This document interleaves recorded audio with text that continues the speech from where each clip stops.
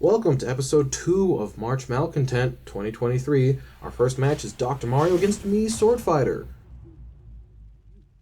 who hasn't been seen in one of these tournaments before.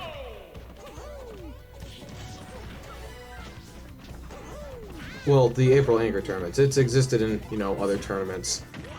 Interesting fact is I was actually able to acquire all 3 Mii characters, so enjoy seeing them in the future. And all their wacky costumes and Mii facial designs. The Miis, for anyone who's wondering, have been given movesets I've constructed to try to be the most useful for Amiibo. Basically, it mostly means that they have more recovery options and just sort of the best moves I think they can have. It does get a little weird, though, because sometimes certain moves will have extra combos that other moves won't. Wow, that killed the Mii Swordfighter. Which was kind of the intent, that every move has its upside and downside, but when you have to pick one to use forever, or at least for a long duration of time, it does become difficult trying to pick, what could be considered the best. Dr. Mario is killing it this round. Mii Swordfighter is getting killed this round. Dr. Mario already lapped him in percentage. Mii Swordfighter struggling to kill. Gets the edge guard though. At the very least, it's going to be an interesting fight. One thing I did notice while training all of the Miis is that it was harder to get them to use their special moves than I would normally think. Part of it could be that I was training them with a Mii character who had different moves at times, so they may not be learning from that all the time. Also, though, I think that the characters is just less likely to use those moves, which I understand makes them more consistent, but when they do have moves that can be changed to customize your preference, it's a little weird that they don't use them as much. Could also be that they just have less AI support for all of those moves as well.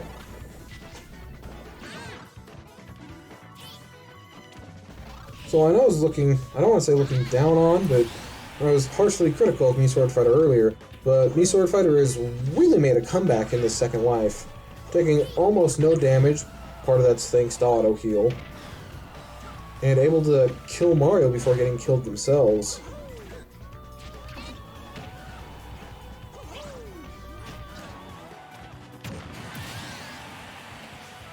We have noticed that Mii Swordfighter threw out a shuriken there. It's a little weird because normally you'd think that the chakram is more useful.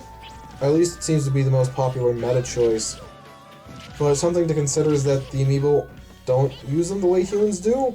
Usually the humans are using them as like a mid-combo extender sort of deal. Or maybe to heckle people from a distance. But the Amiibo really don't know how to do the first way, and the second way is kind of a crapshoot. Not that the shuriken's been super useful this match either, though. If anything, it feels like the only important move is the recovery, and the rest are just kind of whatever. Dr. Mario roll-get-upping through the up smash, manages to kill Mii Swordfighter, gets him a victory and a spot in the tournament.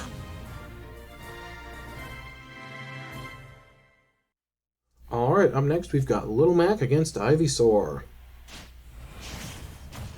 Longtime fans might remember that Ivysaur won the first 2 tournaments, but tragically was unable to close out the third. Do I have the math right? Anyways, Ivysaur didn't win last year for the first year. Yeah, so this would make this year the 4th year of doing this. That's a weird thought. Little Mac may not have, any April Anger titles to his name. In the games, he, of course, is the world champion boxer. Ouch, that's gotta hurt. Squirtle makes that. I think he used his wall jump, but he might have just been a normal jump. He was off screen. But in case you didn't know, Squirtle does have a wall jump, even a wall cling, which is a little weirdly agile for a turtle, but it's fine. somehow the water makes Squirtle fast. Little Mac manages to make it back on the stage. The amiibo doesn't know the Little Mac recovery techniques that kind of just increase his range of recovering. So the amiibo was really just working off of brute strength. Now Squirtle up being past the ledge, you get a free hit on Little Mac instead of having to spend time grabbing it and then try to get up and using your invincibility to time through your opponents. Ooh, good forward smash from Little Mac. Killing Ivysaur immediately after switching. Let's see if Ivysaur's Charizard can put in more work. Little Mac's at a high percent, so it's a good time to go for a kill. Gets super armored, forward smashed into KO punch. That was quite the interaction right there. And Little Mac gets edge guarded. Ivysaur back to Squirtle. I can assure you I trained Ivysaur with the priority of Ivysaur being the primary Pokemon. It does get a little complicated as to how the AI interprets the different data for the different Pokemon. Basically, it uses the same set of move inputs, which is odd, but understandable. Right there, Little Mac's smash attack collided with Squirtle's, but Little Mac had far less recovery. He was able to, well, just attack first. Kind of similar to the trample status effect, which was, by the way, so much research I had to do for that video. As a recap for anyone who doesn't want to search up a year-old video. Basically, if a trample move hits a non-trample move,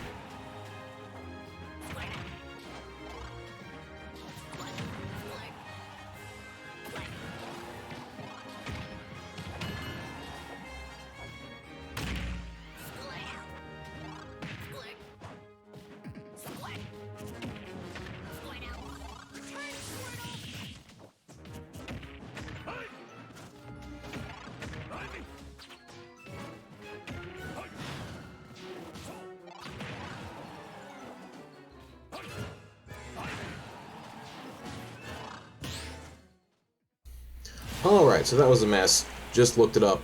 So what Trample does is that if two moves collide and one of them has Trample, then both of the moves keep going but they lose their hitboxes. Unless one's like a multi-hit or something, but it's kind of a way of resetting things if a Trample move hits another Trample move. There's, you know, deeper ramifications to that, but I feel like we've talked about it enough, or moreover, we haven't talked about it enough. Tried to talk about it enough. Oh, Little Mac getting a clean KO punch on Ivysaur. Off the transform. Good job to Little Mac. He makes it into the tournament. Alright, next match. King K. Rool versus Wolf. Two clawed villains with eye problems. What insightful commentary. Wolf tries to go to reflect on the crown there, but he gets smacked in the face first, canceling the reflect, getting him hit by the crown anyway for all of his trouble. Also, he's at 80% now. Not a good position to be in. I mean, there are worse positions, but that's a really easy mathematical function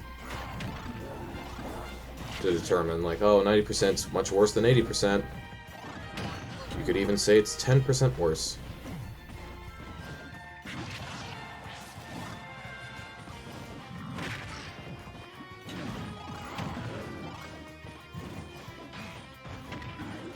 K. Rool managing to land after all of that. Getting a random kill out of nowhere on Wolf as well.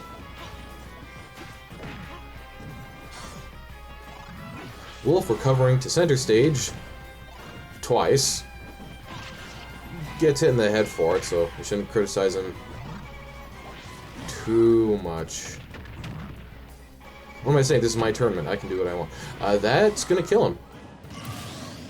Alright, we are, what, a minute and 15 seconds in, and Wolf has already died twice. King K. Rool has not died twice. Not gonna try to predict this match before it concludes, but the odds are severely in King K. Rool's favor.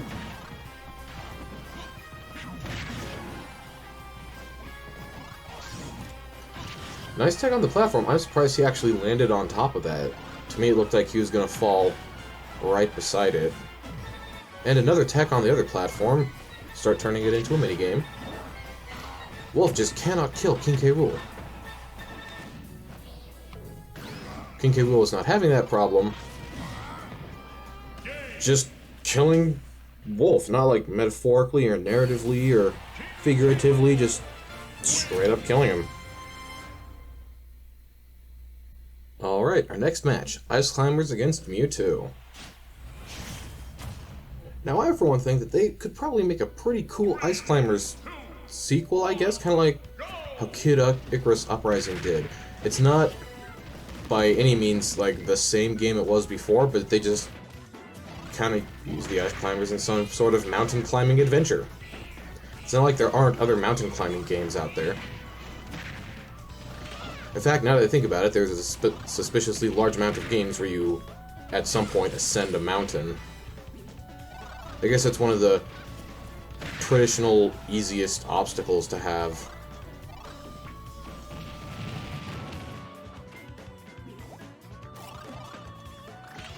And that's going to spell a problem for the Ice Climbers, now that they're missing their second Ice Climber. Which, as a quick preface, for the entirety of this tournament, I always refer to the first Ice Climber as Popo and the second Ice Climber as Nana, even though this specific skin has the Ice Climber swapped. It's easier than referring to them as First Climber and Second Climber, and that's going to be fatal to the Ice Climbers.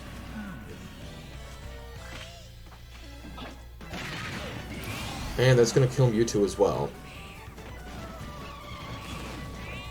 Something interesting about the Ice Climbers is that both of the Ice Climbers actually have their own health pool, but it gets even weirder because the second Ice Climber just takes more knockback. So you can actually see that when they get propelled off stage, you're going to notice, hey, why didn't they stay together? Because in other games they sort of used to stay together a little bit better. Makes recovering as them even more perilous.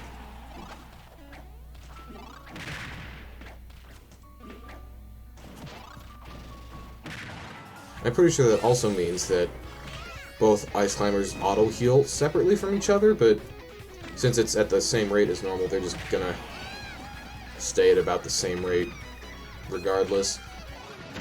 Also, Ice Climbers losing Nana again, that's gonna be quite a huge problem, because one of the large factors of playing the Ice Climbers is that you need to figure out how to manage the AI to make sure that it's where you need it to be when you need it to be there. And the Ice Climbers amiibo seems to be having a really hard time making it back to the stage.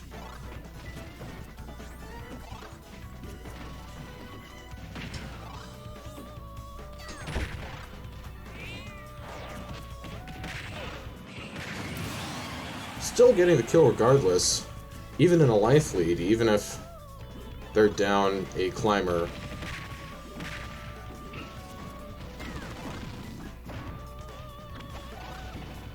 Singular Ice Climber being one of the worst characters in the game, of course, because it's an incomplete character.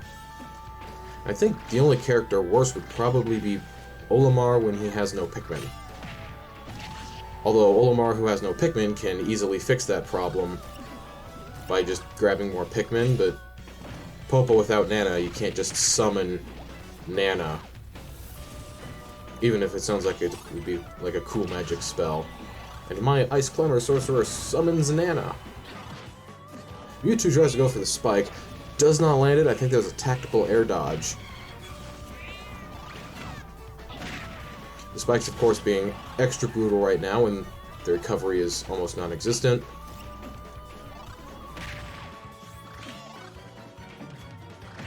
Using that get-up invincibility with the roll to get past Ice Climbers, leading us into the final stock with only a 39% or 34% deficit.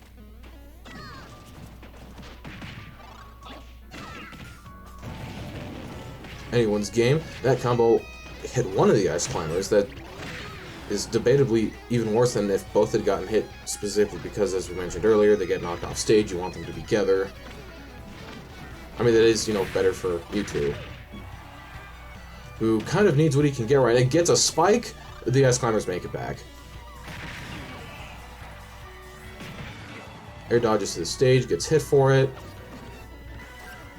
He's going to be able to recover. I was worried there that he went too low. Ice Climbers get a grab. They get hit with the recovery! Killing Mewtwo off the top.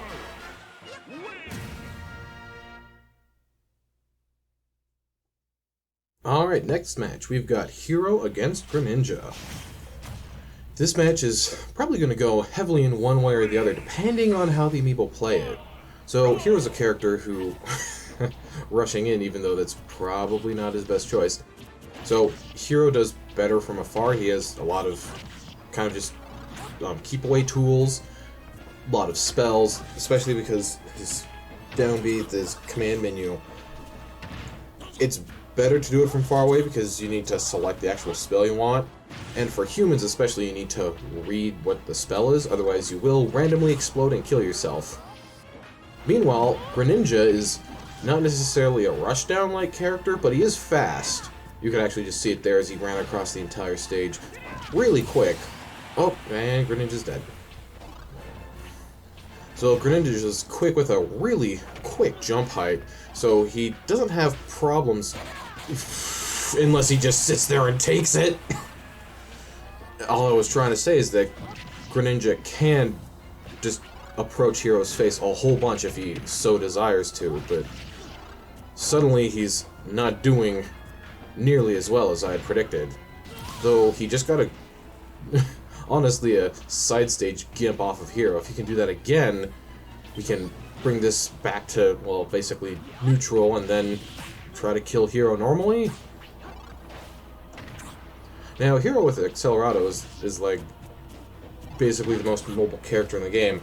Biggest problem though is that all of Hero's aerials and, well, a lot of his grounded moves are just so slow that if you ever just dash in at someone, they'll usually just shield it every time. And I guess you could dash in on them on the ground, but then they have even more options at their disposal. Quite the... I don't know. I've been mainly disappointed by the ability, the allure of being able to be wherever you want and then finding out it's not enough. It just kind of hurts, man. Greninja with a great... Well, he basically just dashed twice. Don't know what to call it. There's not really a term for twice dashing? Stutter stepping? I don't know. That'll kill Greninja. Alright, well, then we have another quick match. We don't offer any, like, refunds, by the way. Alright, next match. Isabelle versus Ken. Weird thing about the Ken and Ryu amiibos is that they both have structural supports in the same places, even though they have mostly different stances. It's a wide fighting game stance, so they're similar, but basically their stances are both so wide that their feet hang partly off the platform. Great combo from Isabelle right there. 2 pots and 2 slingshots. Ken's gonna need to make it back. Gets ledge chonk, but he hits Isabelle for it. Isabelle had less invincibility there on the ledge because she was...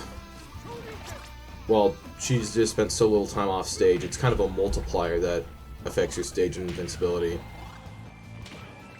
Something to remember, though, is that once you start your get-up animation, that also does...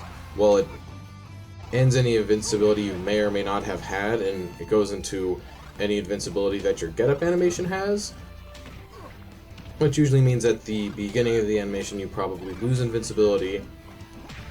As the animation goes on, you usually gain some invincibility. Yeah, it's a little bit more complicated than it used to be.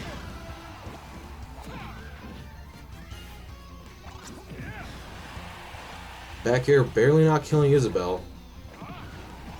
She did get hit across the majority of the stage, so Ken players don't feel too bad. Going for a forward throw, meanwhile down throw could have combo killed, back throw would have probably just killed, and up throw would have at least gotten close. Isabelle hitting Ken with the broom. It's actually a pretty good attack. Well, relative for all visible. Ken missing the ledge. That is one of the problems about stages like these, is that they don't have the curved surface that a lot of characters will often use to recover with. Makes you be a little bit more specific with your recovery.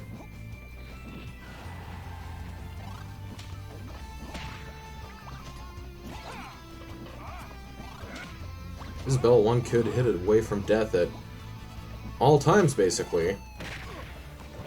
Just slowly trying to chip up Ken.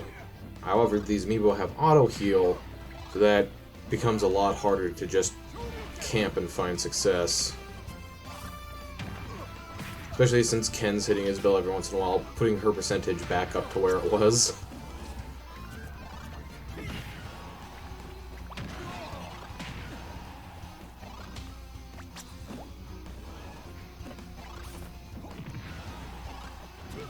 Yeah, Ken's just not killing Isabelle, which is especially weird because the Ken amiibo had a habit of canceling a whole bunch of his hits into the special moves.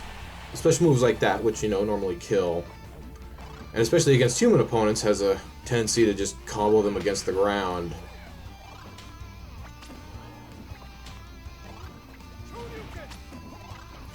Barely makes it on top of that ledge again. Playing a dangerous game trying to recover like that. 3 slingshots in a row from Isabelle. Gets an uppercut to the chin, and a dash attack will finally seal the deal. Now we're on stop 2. Which, hey, at least is a change of pace from the previous matches being so quick. Ken actually hit the ledge second there, allowing him to ledge trump Isabelle. Now that's one of the cancels I was talking about.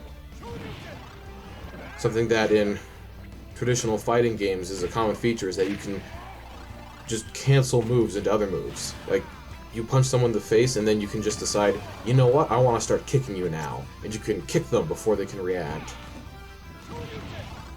Interesting fact about Isabelle is that the color of her balloons actually are dictated by what color her character is. Not like the costume variations, though. It's like what character port she's in. But as a result of that, I don't know if they had to specifically program it or not, is that computer Isabelles will always have the gray balloons. Because in Smash Bros. Games, the computer players are always just the gray color, even if they were supposed to be red or blue or green or whatever. Unfortunately, Isabelle doesn't get the amiibo gradient shade of balloons. That would be cool. I can totally understand why they wouldn't, first of all, think to do that. Just extra programming. Especially because it means they couldn't just use a color, they'd have to switch out a color for a gradient. And not really any other characters have that, except, you know, Villager. Any other characters really have that sort of thing going on. Isabelle just saved Ken!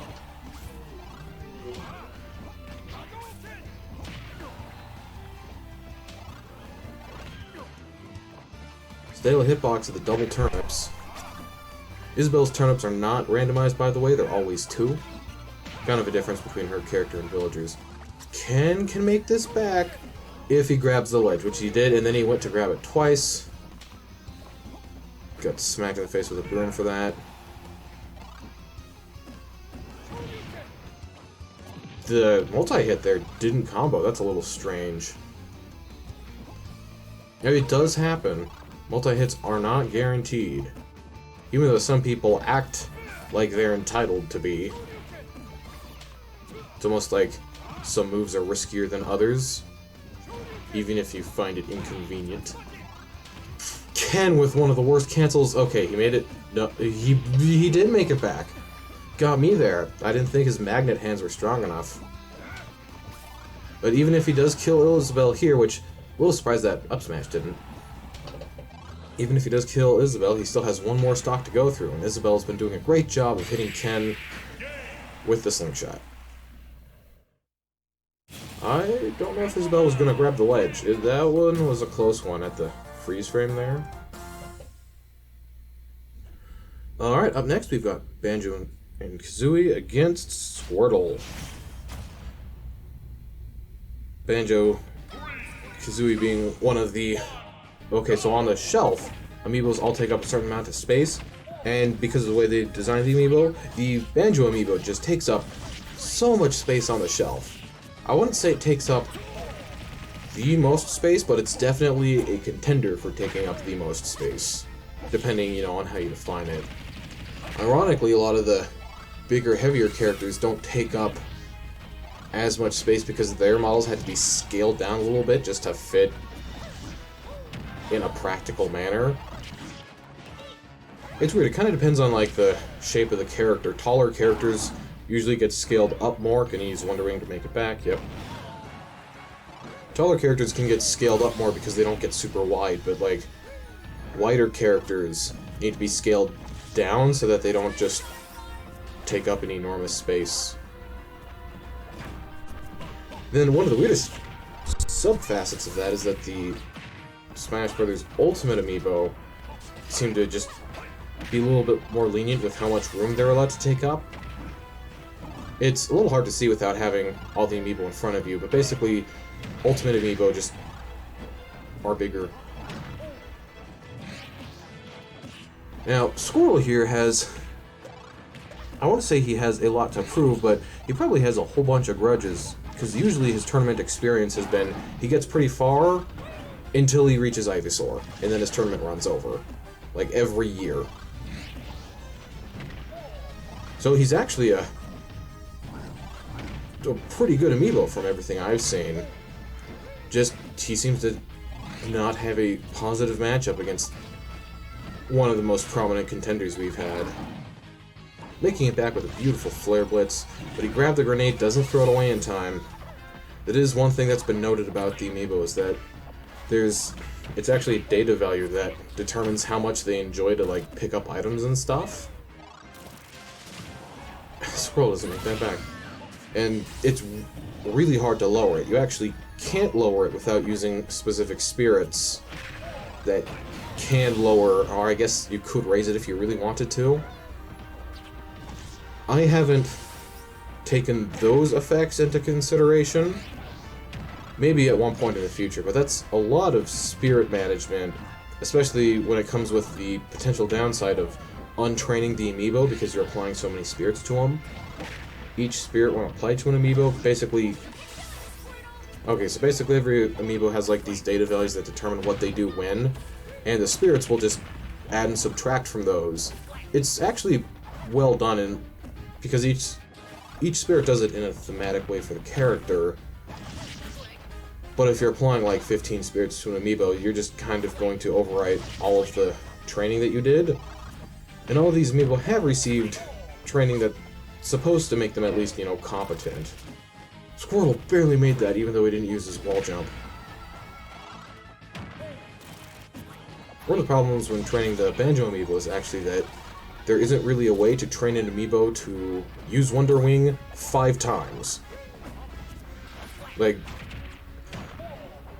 you just can't. It's the percentage-based thing. So if you train them to use Wonder Wing a lot, they're going to keep trying to use it when Wonder Wing is out of Wonder Wing. Unless there's some sort of, like, extra programming for that, but I don't know about that if there is. If you tease them to never use Wonder Wing, they never use Wonder Wing. Meanwhile, a real-life person would just use it up to 5 times and then stop using it because they can count to 5.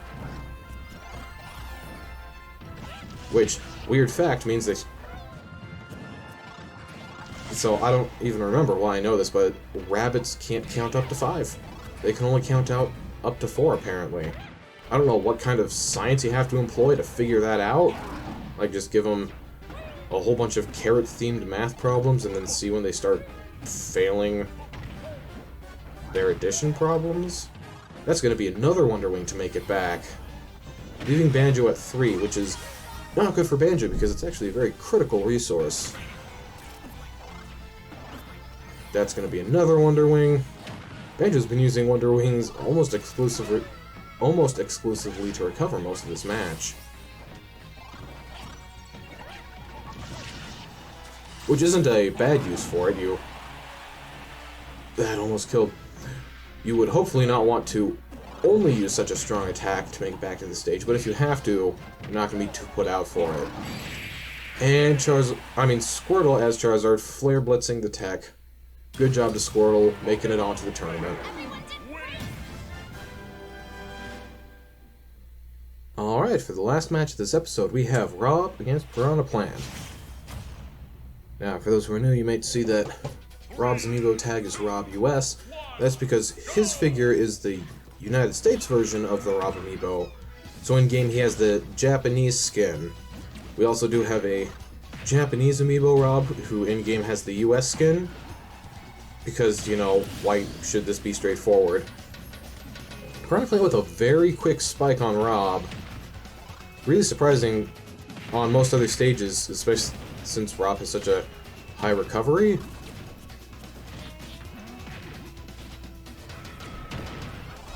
Trading with the Patooey there. A little odd, but the Patooey does get random hits you wouldn't expect very often.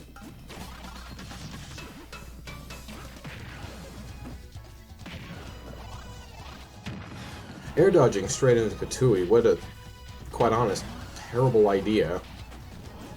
Especially for a character who has a reflector, or at least would prefer to not get hit by it. Playing a dangerous game there, still getting hit by it anyway.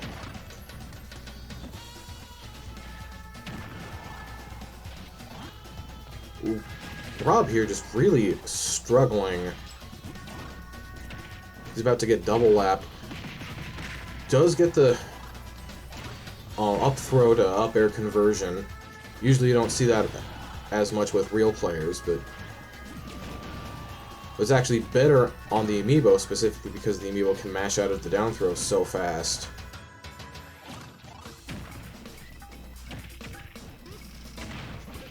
Like that. Thank you for proving my point.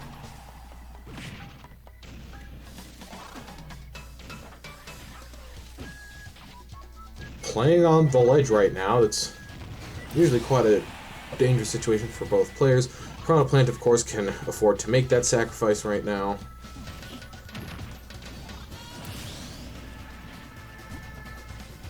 Getting weirdly killed, alright. It'll be fun to watch that back later to see exactly the mechanics of how that went down.